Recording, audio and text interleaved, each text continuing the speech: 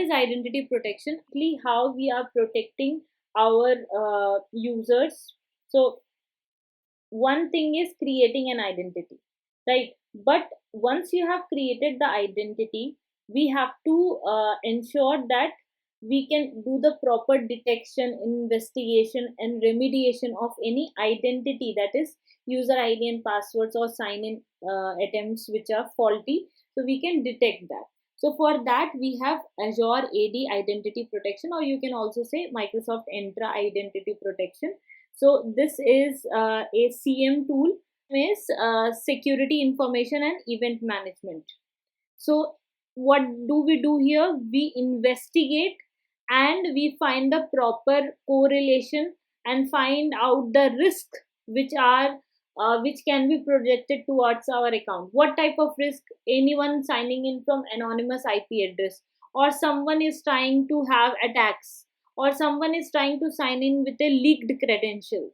So continuously detections are to be analyzed, and based on the type of the request for signing which is coming, those are known as signals which are coming. So we try to identify those signals and categorize those signals or sign in attempts into certain risk categories.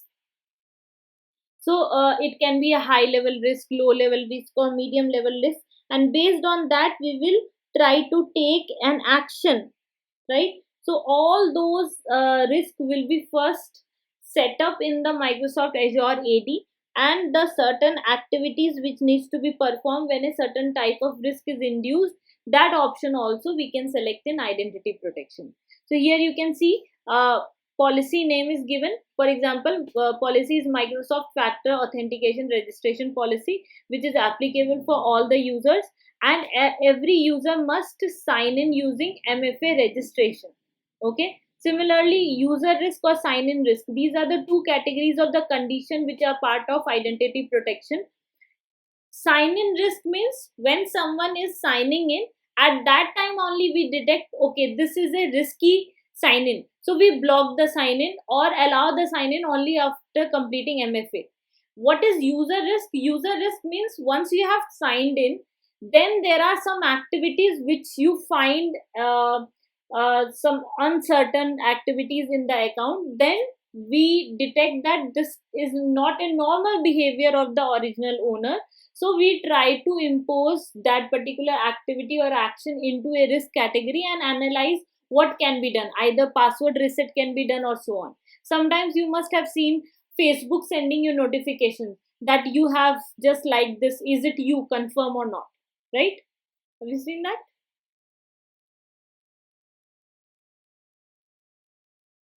Yes.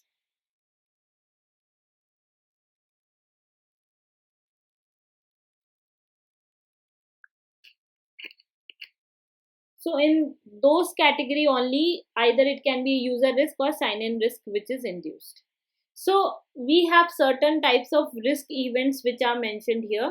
So many types of risk events are there, like leak credentials are a risk event, signing from anonymous IP is a risk event, impossible travel to a typical location. That means you are trying to sign, you are registered from Pune or India.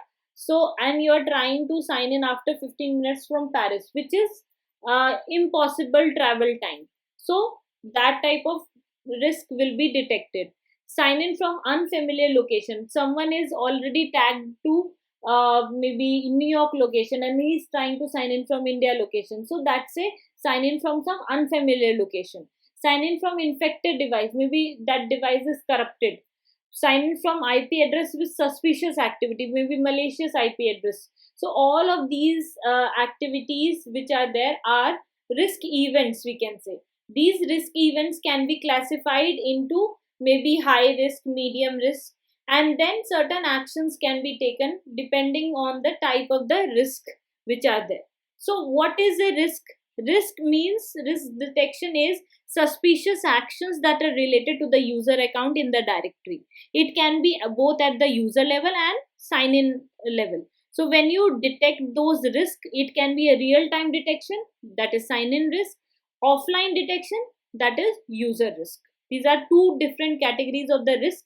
And always remember, when you are working with identity protection or AD Connect or conditional access, you must have an Microsoft Entra P2 license. Okay.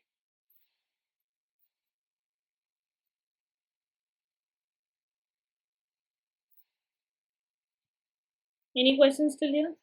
Are the risks which are there, right? Like high risk, low risk, or medium risk. So here is a detection which has been analyzed, that there are 8 high risk user, 13 medium risk user, and maybe some unprotected risky sign in are there. How many of them are there? So you will get a report which is stored as a record, and all those records are known as risk events. So all the risk events associated with the account, you can view it in the identity protection. Conditional access is also an internal part of identity protection, and you can set up within your account. Now we have the segment of user risk. So we'll first explore user risk. User risk, as we discussed, is an offline detection, and sign in risk is a real time detection. Options are same. User risk is offline detection. That is why in the access control we have block access or allow with MFA. Block access or allow with a password change. And in sign in risk we have block access or allow with an MFA. Let's see this option. As we have already seen the user segment, that you can select all the users or select an individual users from the user accounts that you have within the portal. So as just we selected the user number 3 and 2, we'll select it again. And then these users which are selected, if they belong to the low and above category, what action needs to be taken? If they belong to the medium category, what action needs to be taken? And high category accordingly. Now these are all predefined, the risk events of low, medium and high, and actions you can specify. So for example, I'm taking medium and above.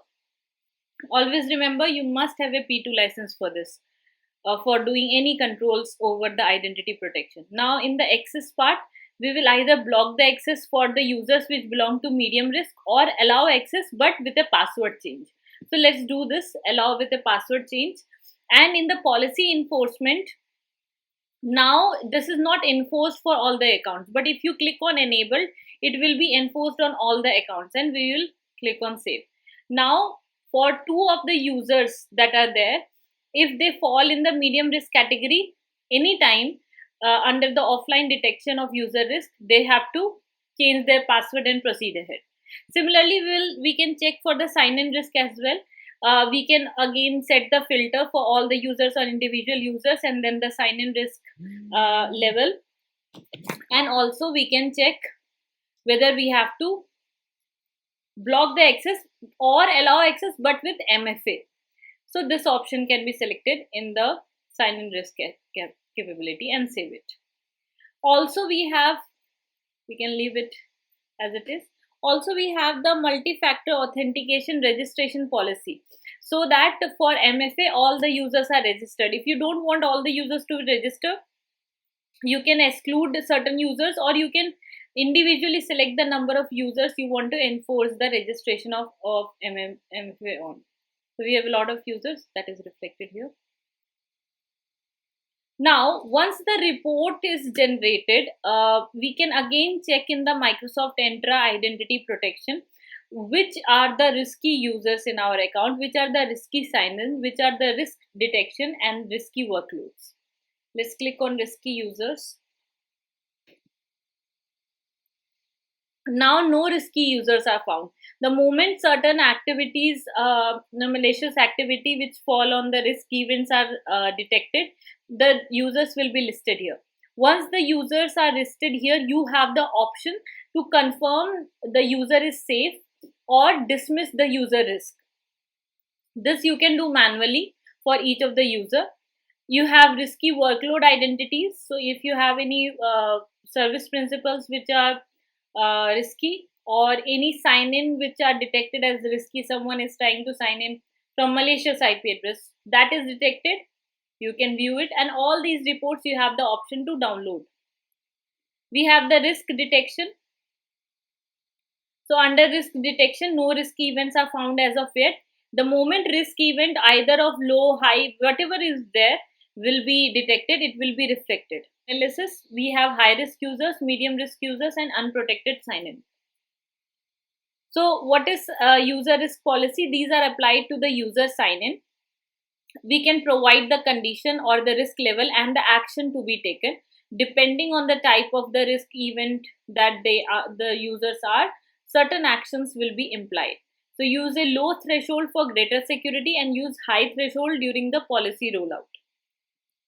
Now coming to sign in risk policy, we have the option of real time detection and what action needs to be taken. In real time, I want him to complete the MFA and then I can allow the sign in, so that I can select it here. Also, we have seen the concept of multi-factor authentication. Multi-factor authentication is more than one layer of verification is applied on the user to confirm his identity. So there are three ways in which we confirm the MFA, multi-factor authentication, for the user. Either with something you know, that is your username and password. Okay, this one. Something you have, like your mobile device where you can get an OTP. Okay, or something you are, like your biometrics or facial recognition and so on. So these are the three ways in which we set up MFA. Something you know, something you have, and something you are. So MFA, we have already seen in identity protection how we can set up for the user. So if I go back to the home page and click on Microsoft Entra, so in the user segment, we have per user MFA that we can configure.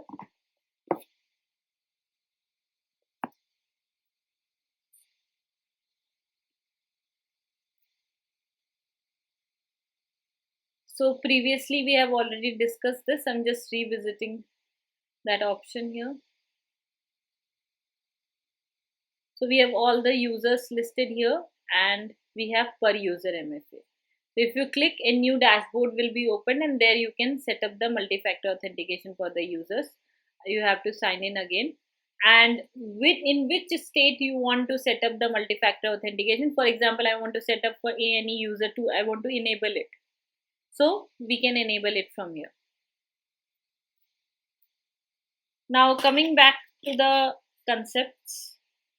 So enabling MFA. You can select the users you want to modify and enable for MFA, and the user states can be enabled, enforced, and disabled. So the moment you enable it, then it cannot be disabled. Okay. So on the first type of sign-in, MFA has been enabled and users are prompted to configure the MFA, and the MFA is included free of charge for the global security administrator security. Okay, so when here you can see on the dashboard signed in allowed users, right? So whenever you have this multi-factor authentication, right? So in the multi-factor authentication, what is the you also have the option of setting up conditional access along with that. So you can define the events and define where MFA is required, like we were doing in the identity protection part. So this can be set up. There is also, once the MFA is done in the multi-factor authentication, you can check which all accounts are temporarily locked. So if you want to unblock or block a user, you can do it manually from the portal, and you can also check the fraud alerts, right? So different states of MFA in which you have like block or unblock user, fraud alerts, or account locker. Some accounts are temporarily locked out when too many denied authentication attempts occur. So you can check all those accounts. Thank you everyone. Like, share and subscribe to my YouTube channel and keep learning.